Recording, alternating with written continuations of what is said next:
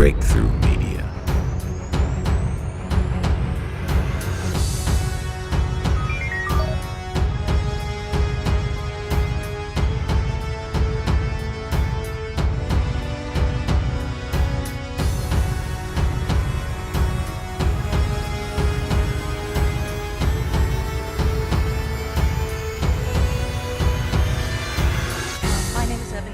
And I'm just an independent consultant. I'm not affiliated with any organization.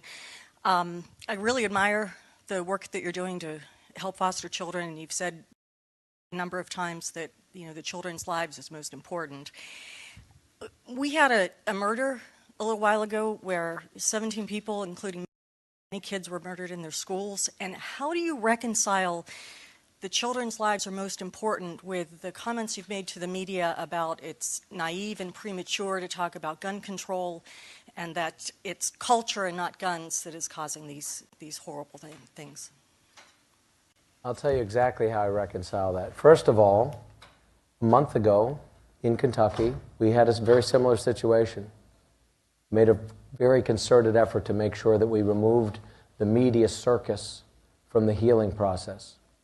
So within 24 to 48 hours, you're probably not even aware, most people aren't, that I had a 15-year-old come into a school in Kentucky last month and shoot 16 children at point-blank range, 2 of whom died.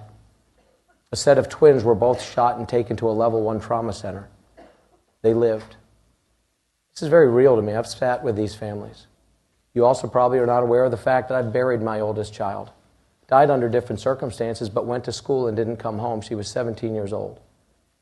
I know exactly, not exactly, it's not possible to know exactly what another person's going through, but I know exactly what it feels like to bury your oldest child. I know what the impact is on a family. I don't come at this with a sense of sympathy, but empathy.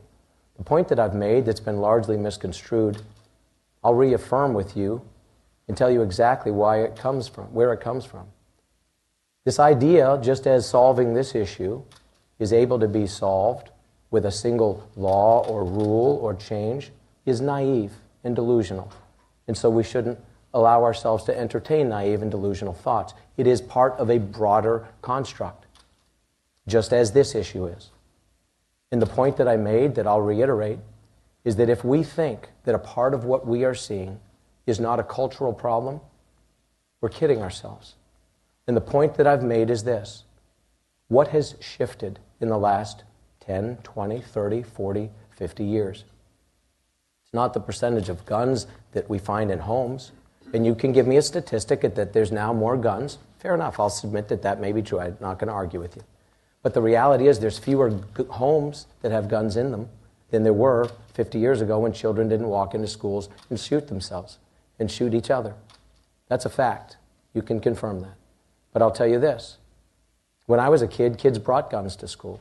Kids brought guns on the school bus. Kids brought guns to school in their own vehicles.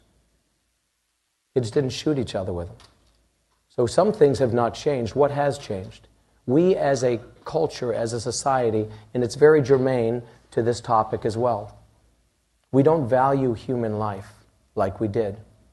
We remove increasingly respect for the dignity of other people. You look at how rampant pornography is, the degradation and disrespect for women and for human life in general. It is so systemic.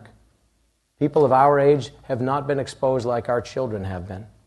There's not a child in America that hasn't been exposed to pornography, I guarantee you, if they're above the age of 12. That's a fact. It is so systemic, it's horrific. And it desensitizes us at every turn. And so we're desensitized to the value and dignity of human life.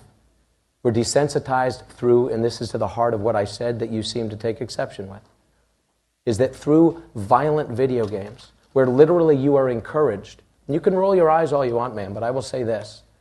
You explain to me the value of a game that encourages somebody to go back and finish them off, where you get points for kill counts, and you slaughter people.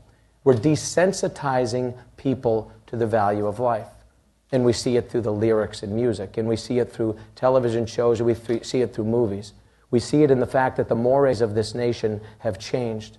We see it through the fact that we increasingly want to remove any sense of moral authority from everything. I'll tell you again, we could have 1,000 sidebars, and you could agree or disagree as it relates to what I'm about to say.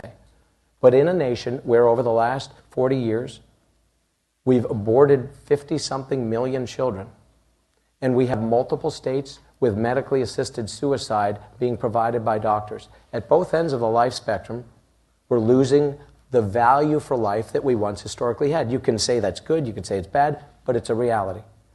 You couple that with the fact that all these other things are changing, that we're removing any sense of authority. It used to be that you had different levels of authority starting in the home itself. Fully a third of children in a recent Pew study say that they have no interaction, for all intents and purposes, with their own parents. When their parents live in the home, they say their parents have no clue what they're even learning in school. There was a study recently and an article that was derived from that and other studies. It was in the Atlantic. I encourage you to look it up, about the impact. And again, you can smirk and you can smile, but as somebody who's an independent consultant, I find it remarkable that you're so smug and you're so disregarding of my opinion, when in fact I'm just trying to have an honest dialogue with you, based on a fair question. But I will say this. Look at this article in the Atlantic. This article in the Atlantic talks about how young people are increasingly becoming suicidal and depressed because of the use of social media and the use of these personal devices and on-screen time. All these are part of a cultural issue. In this cultural issue, if we're not addressing it, we are kidding ourselves, because it also affects this issue we came here to talk about today, which is why these homes are broken, why so many children are finding themselves in government care, which is not the best solution. The government should not be raising our children, period. It just shouldn't. The fact of the matter is, we need people in the position like I am. And I had this same conversation less than an hour ago with the President of the United States. And I said to him, he should, I should. This whole room was full of cabinet secretaries and governors of other states.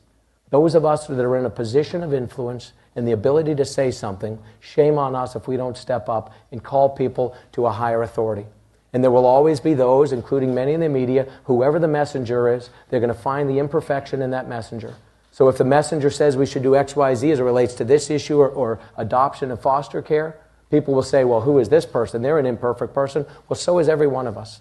There's not a perfect person in America, but that doesn't mean we don't strive for perfection. There's not a perfectly morally upright person in America. That doesn't mean we don't espouse and aspire to reach for moral higher authority and expect more and demand more of our children. Shame on us if we don't sound the alarm. You want to take any kind of morality and change the mores of a nation, remove any sense of higher responsibility, try to pin it on any one thing and assume the government and a piece of regulation and a rule is the solution, and then we're shocked when these things happen. We're kidding ourselves. Boom. Yeah.